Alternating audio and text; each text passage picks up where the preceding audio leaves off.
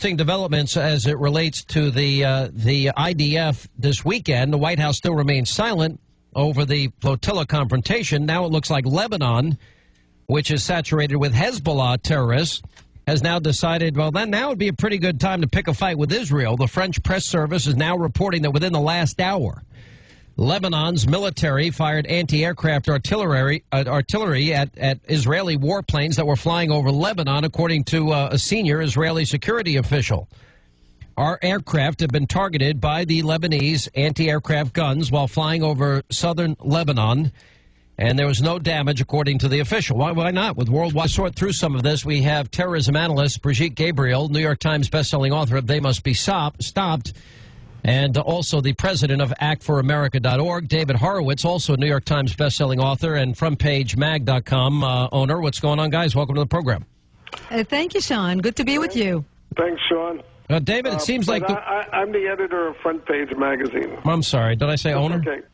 I just elevated you to an entrepreneurial position. It's probably Act for America is a great organization. I think that's Melanie Morgan, but that's okay. Oh, okay. Well, Act for America is also Brigitte's title. Am I right, Brigitte? It's Brigitte's. That's right. It's Brigitte's. That's right. Act for America, the largest national security organization in the United States. Well, let's get your reaction to the worldwide condemnation of Israel over, here we have an example where Israel warned this group, this so-called group of peace activists again and again and again to respect their blockade. They told them there'd be consequences. They precipitated this confrontation by refusing to listen to the warnings. And now, all of a sudden, we see the results, and the world condemns Israel for this, David.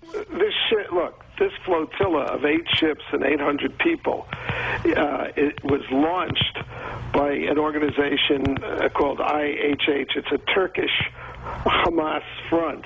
This is an organization that has helped Al-Qaeda, Saddam Hussein, and Hamas. And what's going on here is part of a long-running effort to destroy, 60-year effort to destroy the Jewish state. But Hezbollah, if you read the military analysts, they're planning a war. There is going to be a war there, thanks to the weakness and perfidy of the Obama administration, which has invited this. Hezbollah, the blockade was there. After all, Israel made a huge mistake in withdrawing its troops from Gaza, which is now a terrorist state. And ever since then, since the Israeli withdrawal, there have been 7,000 rockets fired into Israel and massive smuggling across the Egyptian Gaza border, which was closed by Egypt and has now been opened. And this was an attempt to break the blockade by Hamas. These people would... But in terms of world opinion, David, you'd have to say on some level, because the world is topsy-turvy in terms of its moral compass. Well, the world is exactly where it was when Hitler was on the rise. From a Jewish perspective, there's nothing really new in this. What was remarkable was the period between 1945 or 1948, when Israel was created, and the 1960s, when the world seemed to say, no, we're not going to accept the extermination of the Jews again. I mean, European anti-Semitism is all over the place. I mean, the fact that, look, these Hamas, they're Nazis. They say they want to exterminate the Jews.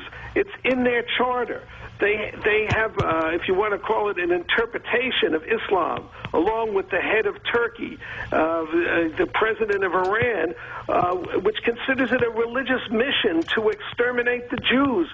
That's what's going on. All right, let me see if I can bring Brigitte in here, because let's break this down, because David, I think, is 100% right. So here we have Hamas is at war with Israel. Their charter calls for the elimination of Israel. Israel has, in a year, 7,000 rockets fired into its cities, at its hospitals, at its schools, and among the general population, including terror attacks on top of this. So to protect themselves from watching Hamas get rearmed, Israel institutes this blockade, which, by the way, is a strategy used formerly by Europe and the United States in past conflicts. So Israel is in a state of war. Hamas's charter says to extinguish the entire state of Israel. So Israel warns this flotilla, don't come into this blockade, don't try to break this blockade. They're warned repeatedly. So they precipitate a crisis, Israel defends itself, and then the world condemns Israel, saying their actions are disproportionate to what happened, in the words of Sarkozy. Tell me what's wrong with this picture. There is something very wrong with this picture, because we are seeing, first of all, anti-Semitism rising all over the world. It's amazing how over 200 countries at the UN can come together and agree on condemning Israel. It's so hard to get all these countries to agree on one thing. They haven't even yet condemned North Korea for killing 46 South Korean sailors in the ship that they bombed, and here they are condemning Israel. But the problem that we're facing here, Sean, is the radical Islamists have become so sophisticated in their public relations campaign that Israel is losing the information war. And here's what I mean by that. This group, supposedly activists who are bringing humanitarian aids to Israel, this is a radical Islamic group called IHH. It was founded in 1992, and it was banned by Israel for its affiliation with Hamas and the Union of the Good. IHH is a member of the Union of the Good, which is ironically led by the Muslim Brotherhood leader Yusuf al-Qaradawi, who has issued fatwas for the killing of Americans and Jews. He is designated a terrorist by the United States as well as Great Britain, and he's not allowed entry into both countries. But here's what I don't understand. Here we all three of us, and I mentioned in the last hour as well, David, the IHH, not only are they a group with close ties to the global jihadist terrorist network, that it also includes Al-Qaeda. And we know that other members of the flotilla came from the Muslim Brotherhood in Egypt. There was a French intelligence report suggesting the IHH provided documents to terrorists permitting them to pose as relief workers. So I think Brigitte is probably dead on, but in some ways, 200 nations condemn Israel.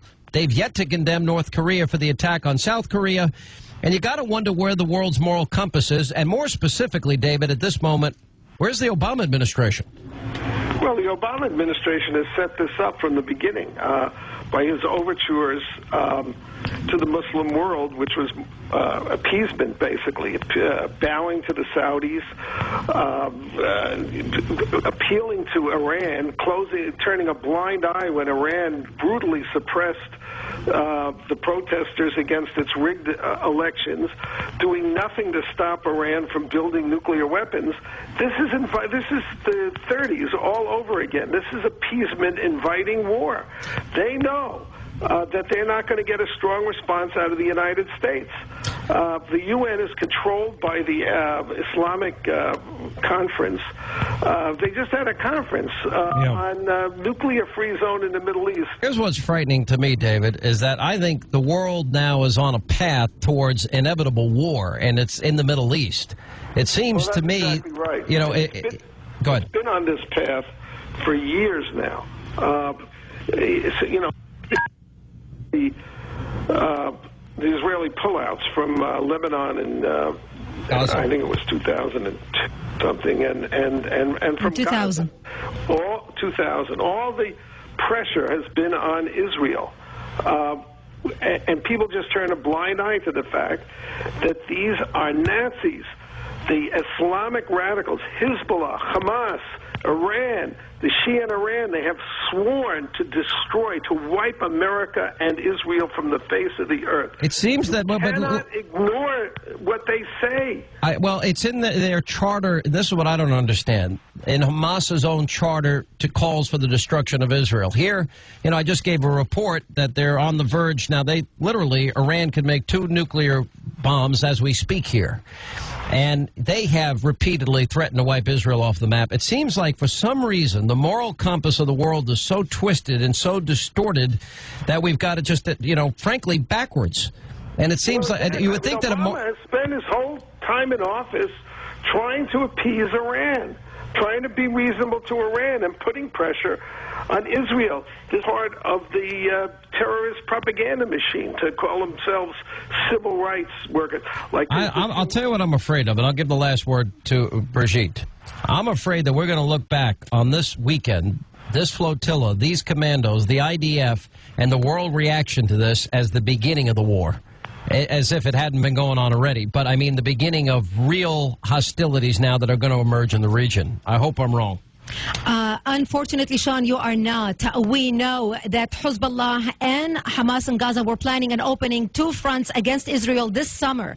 We already know, I talk to people in Lebanon all the time and get intelligence. We know that submarines have brought chemical weapons to Hezbollah just in the last 4 weeks.